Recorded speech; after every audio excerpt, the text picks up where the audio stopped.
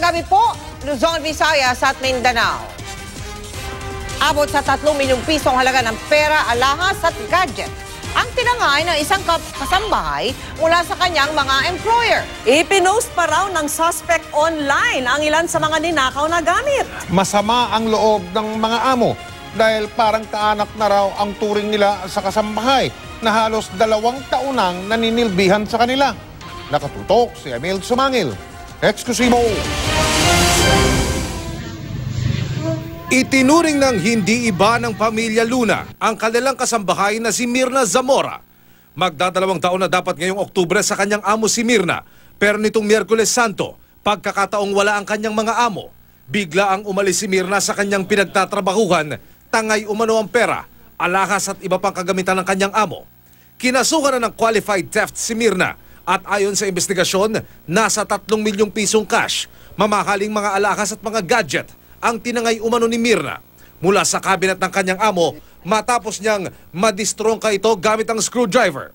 Kung sino man po yung nakakakita po or nakakakilala po dito sa babaeng ito, ipagpaalam na po sa amin kasi talagang sinaid po kami. Walang-wala na po talaga kami.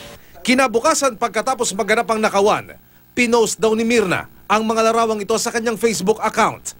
Kasama raw ang kanyang mga kamag-anak na bitbit pa ang mga digital camera na pag-aari ng kanyang amo. Tinext si Mirna ng dati niyang amo para tanungin hinggil sa nawalang pera at alahas. Pero magaspang ang mga naging tugon nito at pinagmumura pa sila ni Mirna. Wala naman po siyang pinakita pong hindi po magandang ugali, pero nung nakaraang linggo po, ilang araw po siyang nagde-day off, lagi po siyang umiinom. Tapos hindi po minsan natutulog. Palagi ba siyang may kausap sa cellphone? Opo, lately po. Sa sino mang may impormasyon sa suspect, maaari raw ipagbigay alam sa telepono bilang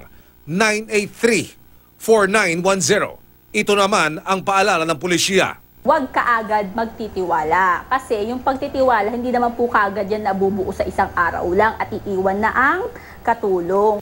Emil Sumangil, nakatutok, 24 oras.